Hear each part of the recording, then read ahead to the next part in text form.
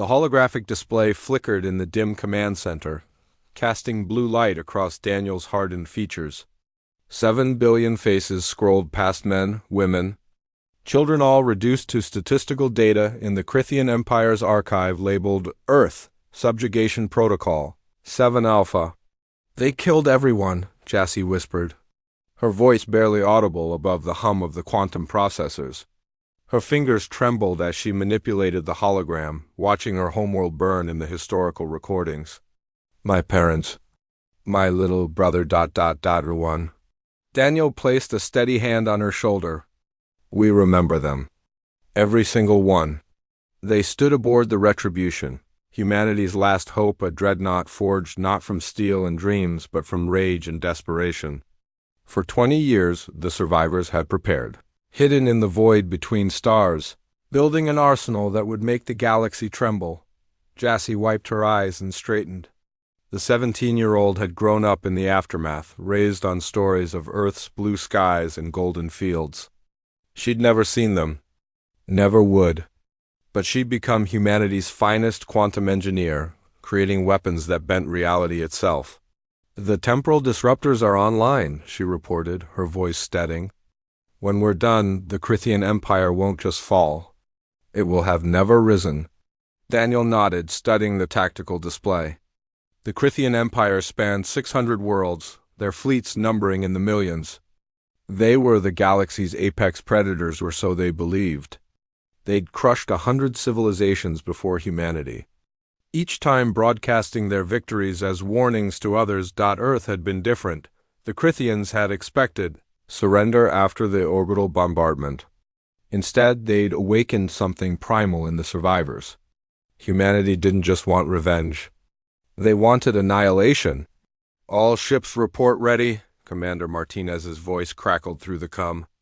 60 vessels surrounded them, each one a masterpiece of human ingenuity, designed by engineers who'd lost everything and had nothing left but genius and fury. "Signal the fleet," Daniel commanded. "Operation Reckoning begins now." The Retribution lurched forward, its quantum drives tearing holes in space-time. Around them, reality rippled as the human fleet deployed technology the Crythians couldn't fathom. Humanity had always excelled at one thing: turning theoretical physics into practical weapons. When sufficiently motivated, they emerged at the edge of Crythia Prime's system, the Empire's throne world. Immediately, alarms shrieked across 10,000 Crythian vessels. The Imperial fleet, the largest military force ever assembled, moved to intercept. Their ships were biological juggernauts, grown from engineered organisms, capable of regenerating damage and adapting to attacks. "They're hailing us," Jassy reported. "Put them through." The image of High Commander Vexenoth materialized, a towering insectoid creature with mandibles that clicked in what passed for Crythian amusement. "The human remnants. We've been expecting you. Surrender, and your deaths will be..." Daniel cut the transmission. Jassy lighted up. Her fingers danced across the quantum interface. "Temporal disruptors firing." Space itself screamed. The human fleet's weapons didn't shoot projectiles or energy beams. They fired cascading paradoxes bullets, made of impossible mathematics that traveled backward through time upon hitting their targets. Crythian ships didn't just explode. They ceased to have ever existed in that moment. Crews vanished mid-thought, their final synapses erased from causality. The Crythian fleet recoiled in confusion, as entire battle groups blinked out of existence. Their adaptive hulls were useless against weapons that attacked them before they could adapt. Second wave deploying singularity mines. Daniel ordered. Artificial black holes blossomed across the battlefield, their gravitational fields precisely calibrated. They didn't consume the Crythian ships that would be too quick. Instead, they caught them in time dilation fields where seconds stretched into centuries. The crews would age to dust before their vessels even realized they'd been hit. "Sir, they're attempting to retreat." Martinez shouted. "No." Daniel's voice was ice. "No one leaves. Activate the dimensional barriers." Reality solidified around the system, trapping everything inside. The Crythians had made Earth their tomb. Now their homeworld would be theirs, Jassy watched her displays as humanity's revenge unfolded with mathematical precision. Every weapon, every strategy had been calculated over 2 decades of preparation. They'd studied every battle the Crithians had ever fought, learned from every species they'd destroyed, and synthesized something new, something terrifying.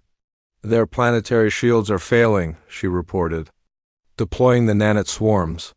Trillions of microscopic machines descended upon Krithia Prime, each one programmed with a single directive: deconstruct. They would dismantle the planet atom by atom, sorting the materials into neat piles that would forever drift in space, a monument to what happened when humanity lost everything. High Commander Vexenoth's transmission came again, unbidden. "Stop, we can negotiate." "We can. You had your chance 20 years ago," Daniel replied. "You chose genocide." "So did we." The Crithian's voice became desperate. "The cycle of violence will continue. Other species will know what happens to empires that commit genocide," Jassy interrupted, her voice cold. "They'll know that somewhere in the darkness humanity remembers. We always remember." She pressed the final command. The temporal disruptors reached critical mass, their combined output creating a quantum cascade. Time itself began rewinding around Krithia Prime, unmaking not just the planet but the entire Crithian expansion. Colonies vanished. Conquered worlds found themselves suddenly free, with no memory of ever having been conquered. The Crithian Empire was being erased from history itself, but Earth remained gone. 7 billion ghosts that could never be brought back. "It's done," Jassy said quietly, watching the readings drop to 0. Daniel stood silently, feeling hollow. Revenge was supposed to feel satisfying, but all he felt was tired.